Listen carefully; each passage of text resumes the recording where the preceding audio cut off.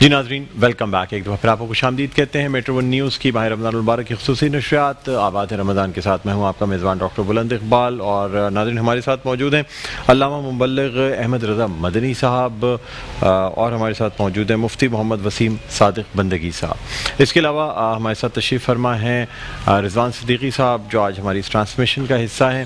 اور ناظرین آپ کو بتاتے چلیں کہ جس طرح آج کا یہ جو سانحہ پیش آیا ہے، اب اللہ تعالیٰ شاید ہمیں مزید آزمائش میں ڈال رہا ہے. اتنے خاندان، جتنے لوگ اس حادثے میں جاں بحق ہوئے ہیں، کتنے ہی خاندان ایسے ہوں گے جو شاید عید کی تیاریوں میں مصروف ہوں، کوئی افطار کی تیاریوں میں لگا ہوگا. لیکن آپ دیکھیں گے ناظرین، پل کی خبر نہیں انسان کو ہوتی. یعنی انسان ساری پلاننگز کر رہا ہوتا ہے بڑی بڑی چیزوں کی. کوئی 2040 کی پلاننگ کر رہا ہے، کوئی سوچ رہا ہے کہ اگلے 10 سال میں یہ کر لوں گا، میں یہ کر لوں گا. اگلی سانس کا بھروسہ نہیں ہے.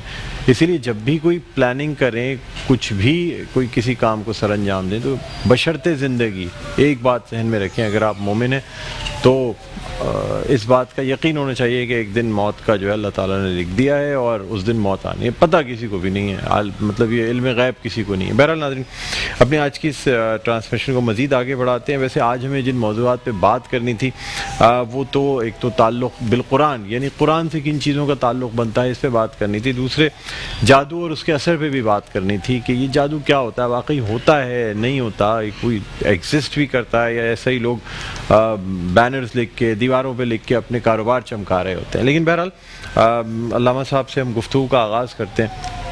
علامہ صاحب کیا کہتے ہیں کہ یہ ہمارے ملک پہ، پوری دنیا پہ ہی بالخصوص، مطلب بالعموم اور بالخصوص ہمارے ملک پہ، اب جیسے آج ہمارے شہر کا یہ بہت بڑا سانحہ پیش آیا، لاہور سے آنے والی فلائٹ، سر اس آزمائش سے کیسے نکلیں؟ کیا اعمال لوگ کریں جو اس آزمائش سے اللہ تعالیٰ ہمیں نکال دے؟ اعوذ باللہ من الشیطان الرجیم، بسم اللہ الرحمن الرحیم. بہت ہی افسوسناک واقعہ ہے. جب یہاں آیا تھا تو ایسا کچھ معلوم نہیں تھا، لیکن اسی کے درمیان خبر ملی کہ سانحہ ہمارے بہت ہی پیارے شہر کراچی کے اندر ہوا. اللہ تبارک و تعالیٰ تمام جتنے اس کے اندر شریک تھے مومنین تمام کی بے حساب بخشش و مغفرت فرمائے. پچھلے پروگرام میں بھی جب حاضری ہوئی تھی تو اسی آزمائش کے حوالے سے اور امتحان کے حوالے سے جو انبیاء کرام کا بھی ہوا اور امتوں کا بھی ہوا، اس حوالے سے عرض کی تھی. ایک بہت ہی پیاری حدیث مبارکہ ہے جس کا مفہوم میں پہلے بیان کرنا چاہوں گا.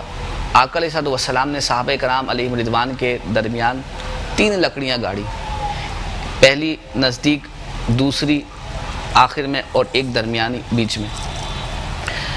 پھر پوچھا، اے میرے صحابہ، معلوم ہے کہ میں نے 3 لکڑیاں جو گاڑی، کیوں؟ کہا کہ اللہ تبارک و تعالیٰ اس کا رسول بہتر جانے. کہا کہ جو پہلی لکڑی ہے یہ انسان کی زندگی ہے، اور جو آخری لکڑی ہے جو میں نے زمین پہ گاڑی، یہ انسان کی خواہشات ہیں.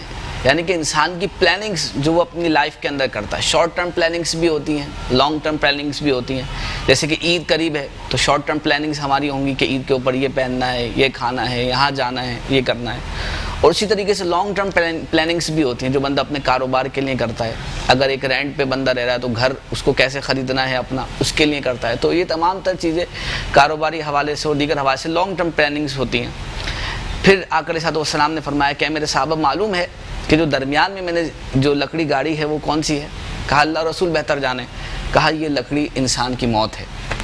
کہ انسان زندگی کے اندر بڑی بڑی خواہشات کرتا ہے کہ میں یہ بھی کروں گا، وہ بھی کروں گا، وہ بھی کروں گا، لیکن ان خواہشات کے بیچ میں انسان اپنی زندگی کی سب سے ایسی ریئلٹی جس کا ساتھ اس کی زندگی سے کبھی نہیں چھوٹتا، انسان اس موت کو بھول جاتا ہے. اللہ. تو دیکھیں آج کا سانحہ بھی، اور کرونا وائرس کے اندر، کووڈ-19 کے اندر جتنے بھی افراد جو ہے وہ اس کے اندر وائرس کے اندر مبتلا ہوئے اور ہم سے رخصت ہو گئے.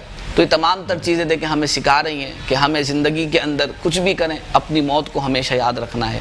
بالکل. یہ آزمائش ہمارے اوپر ہے، امتحان اللہ تبارک و تعالیٰ نے اپنے انبیاء کرام علیہ السلام پر بھی آئے، حضرت ایوب علیہ السلام پر، حضرت یونس علیہ السلام پر، اسی کے ساتھ دیگر انبیاء پر. لیکن صبر کے ساتھ، استقامت کے ساتھ، اللہ تبارک و تعالیٰ کی بارگاہ میں رجوع کرنے کے ساتھ جب بندہ اپنی زندگی کو گامزن کرتا ہے تو انشاءاللہ عز و جل وہ مصائب سے بھی دور ہو جاتا ہے، اللہ تبارک و تعالیٰ کی رحمتیں بھی داخل ہوتی ہیں. پھر وہی جملہ کہ آگاہ اپنی موت سے ہر ایک بشر نہیں، سامان 100 برس کا ہے، پل کی خبر نہیں. سبحان اللہ. मुफ्ती साहब आपसे जानना चाहेंगे, अल्लाह ताला ने सवारियों को जो है ना इंसानों के लिए तस्खीर कर दिया है। यानी इंसान ने जब पहिया ईजाद हुआ तो एक बहुत बड़ी ऐसी रेवोल्यूशन, इनकलाब आ गया दुनिया में कि अब ट्रांसपोर्ट के लिए, चीज़ों के लिए पहिए का इस्तेमाल होने लगा।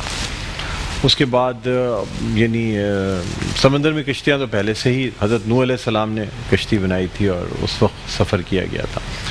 फिर आहिस्ता आहिस्ता जब इंसान ने परिंदों को उड़ते हुए देखा तो उनको देख के जहन में ये ख्याल आया कि शायद इंसान भी उड़ सकता है, और फिर दुनिया में पहला जहाज़ बनाया गया, फिर जेट कंपनीज और ये तमाम चीज़ें हुई।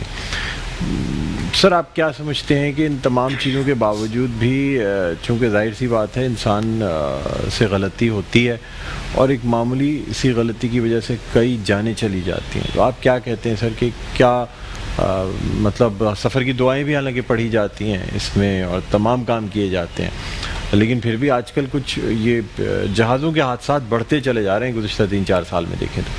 बिस्मिल्लाहिर्रहमानिर्रहीम। सबसे पहले तो डॉक्टर साहब जो है वो जितने भी साने में लोग शहीद हुए, दिली तौर पर उन ख़ानदानों से ताज़ियत करते हैं, और इंतहाई अफसोसनाक है ये मामला। इस वक्त पूरी कौम जो है इस गम में बराबर की शरीक है।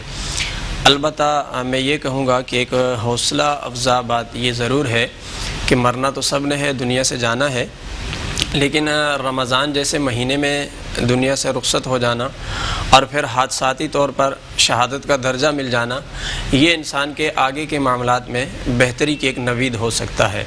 क्योंकि हदीस पाक में ये आया है कि रमज़ानुल मुबारक के महीने में अगर कोई शख्स फौत होता है तो वो आज़ाब क़ब्र से और उस आजमाइश से बच जाता है।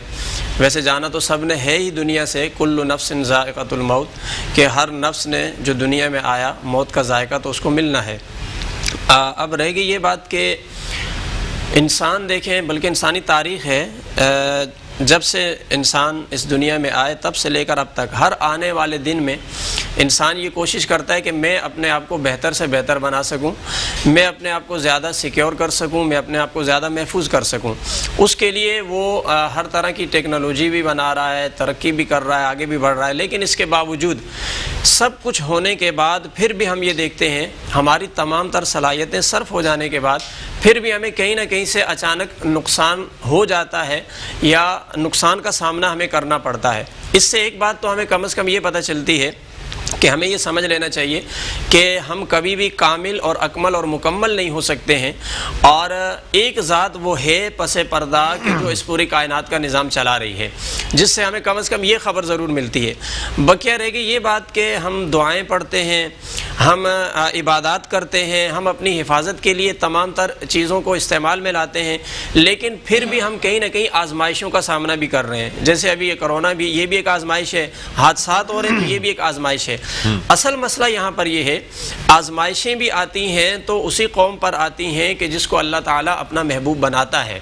अगर इसको हम दूसरे पॉइंट से देखें, महबूब कैसे बनाता है, क्योंकि अगर हम इसको इस नुक्ता नज़र से देखें तो आजमाइशें तो अम्बिया पर आई थी जो अल्लाह के मुकर्रबीन हैं, और अम्बिया में से भी सबसे ज़्यादा आजमाइशें आक़ा दो जहां सल्लल्लाहु अलैहि वसल्लम पर आई। हुजूर खुद फरमाते हैं कि ज़्यादा आजमाइशें अम्बिया पर और अम्बिया में से सबसे ज़्यादा मेरी ज़ात पर आई हैं। सर, अगर सिर्फ ताइफ के उस वक्त का मतलब, जी हाँ बिल्कुल, तकलीफ दी, अगर आप उस मंजर को सामने रखें तो आपके बदन के रोंगटे खड़े हो जाते हैं कि आप देखें कि क्या आलम है कि इमामुल अंबिया जा रहे हैं और मोहल्ले के शरीर बच्चे पीछे लग जाते हैं और आपके ऊपर पत्थर बरसा रहे हैं और बदन मुबारक से खून बह रहा है, आपके नाले पाक खूनों से भर जाते हैं। यानी ये आजमाइश की इंतहा है, आप देखें। वरना आपके पास ताकत है, मनसब है, अल्लाह की रजा है, आप इशारा करें तो कायनात पलट जाए, लेकिन फिर भी उस आजमाइश से गुजर कर हमें ये तालीम दी, सिखाया कि देखो तुम्हारे सामने भी आजमाइशें आएंगी। अब आजमाइश में इंसान के करने का काम क्या है? देखें, जो लोग अल्लाह की तरफ रुजू करते हैं आजमाइश में,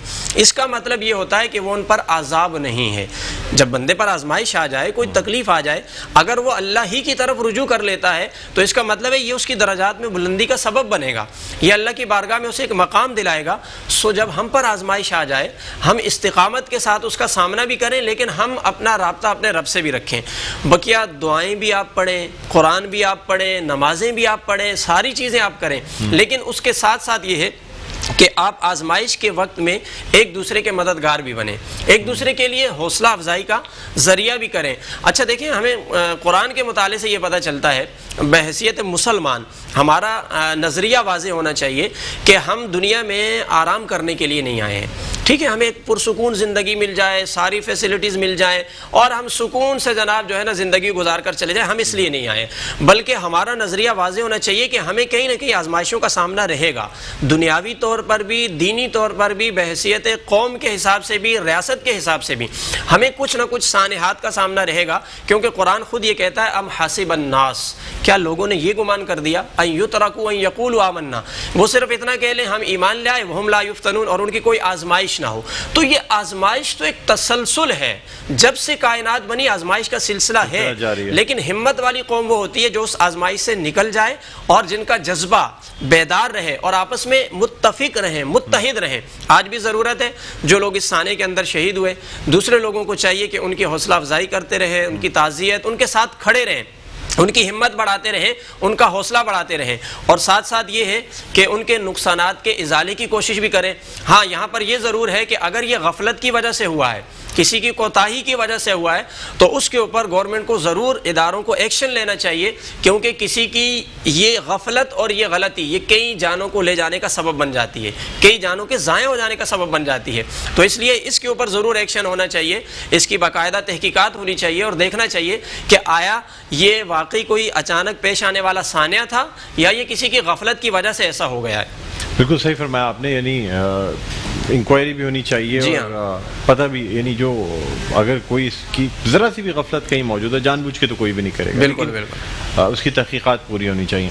رضوان بھائی، آپ کیا کہتے ہیں، خاص طور پہ ایک تو جو کچھ ہمارے یہاں یعنی کرونا کے پھیلاؤ کی وجہ سے جو کچھ ہو رہا ہے وہ اپنی جگہ، اور پھر اس کے ساتھ ساتھ اب جو چیزیں، ظاہر سی بات ہے آج اتنا بڑا سانحہ ہوا ہے، اور اس کو کہ یعنی ہم کوئی مذاق نہیں ہے سر، اتنے گھروں کا مطلب چراغ گل ہو جانا اتنے لوگوں کا، اور تقریباً 99 کے قریب اس میں موجود تھے اس سے بہت طیارے میں گرا ہے۔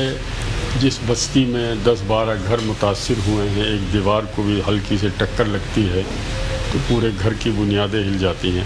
ڈاکٹر صاحب آپ نے بڑا اچھا سوال کیا۔ دیکھیے اس وقت ہم ذہنی اعتبار سے غیر ارادی طور پر بھی، لاشعوری طور پر بھی اور شعوری طور پر بھی کرونا کے بارے میں اتنا کچھ پڑھ چکے ہیں، اتنا کچھ جان چکے ہیں کہ ایسا لگتا ہے کہ کرونا نے ہمارے اعصاب شل کر دیے، ہماری ذہنی توانائی ختم کر دی، ہمیں شدید محرومیوں کا شکار کر دیا، اور یوں لگتا ہے کہ بے سبب ہماری پائے استقامت پر شدت سے لرزش طاری ہے۔ دو دعوے کیے جا رہے ہیں، ایک تو یہ کہ یہ انسان کی تخلیق ہے، اس کا بعد میں فیصلہ ہوگا، دوسرے یہ کہ یہ قدرت کی طرف سے کوئی تنبیہ ہے۔ اس بحث سے گریز کرتے ہوئے تازہ ترین صورتحال جس نے لوگوں کو پریشان کر رکھا ہے وہ یہ ہے کہ چند لوگ، اور یہ چند لوگ کون ہیں آپ جانتے ہیں کہ جن کے بارے میں میرے رب نے اور حضور اکرم سرور کائنات صلی اللہ علیہ وآلہ وسلم نے بہت واضح لفظوں میں مسلمان کو تاکید کر دی کہ یہ دیکھو، یہ دو قومیں ایسی ہیں جو آپ کے دوست نہیں ہو سکتے۔ یہ یہود و نصارہ جو ہیں ان کے ساتھ ہمارے معاملات میں بامر مجبوری رابطہ کرنا جائز ہے، لیکن ان پر یقین کرنا، ان پہ بھروسہ کرنا، اس میں اعتماد کرنا، یہ مسلمان کی بہت بڑی غلطی ہے۔ اب دو خیال آ رہے ہیں کہ یہ ایک ایسی چیز ایجاد کریں گے جس سے نامحسوس طریقے پہ سرنج کے ذریعے ایک چپ جو ہے وہ آپ کے اندر چلی جائے۔ یہ کون ایجاد کرے گا؟ یہ کر رہے ہیں نا، یہ بڑی طاقت ہے جو بڑی طاقت سامنے جو آ رہی ہے وہ یہ ہے کہ سائنسدانوں کا اور ان لوگوں کا کہ بھائی یہ طے کر لیا گیا ہے بہت غور و فکر کر کے کہ انسان کے اندر دو خلیے ہیں۔ ایک خلیہ وہ ہے جس کی جبلت میں اللہ پر اعتبار، مذہب کی شدت پسندی، مجاہدانہ جذبات اور تشدد کی طرف آماد کی۔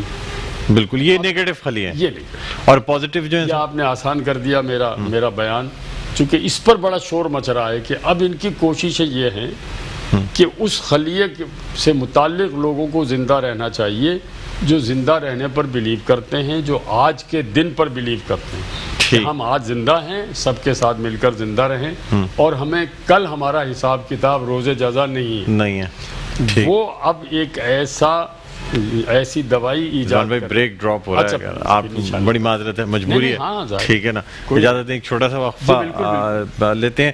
بہرحال مفتی صاحب آپ کا بہت بہت شکریہ، علامہ صاحب آپ کا بہت بہت شکریہ، آپ تشریف لائے، بہت سیراسل گفتگو رہی آج، اس ثانیے کی وجہ سے، بریکنگ نیوز کی وجہ سے آپ سے گفتگو اتنی نہیں ہو پائی، لیکن پھر ہمیں ٹاپک بھی بدلنا پڑا۔ بہرحال بہت بہت شکریہ، آپ تشریف لائے، تھینک یو۔ چھوٹا سا وقفے کے بعد دوبارہ آپ کی خدمت دیکھتے رہیے آباد ہے رمضان۔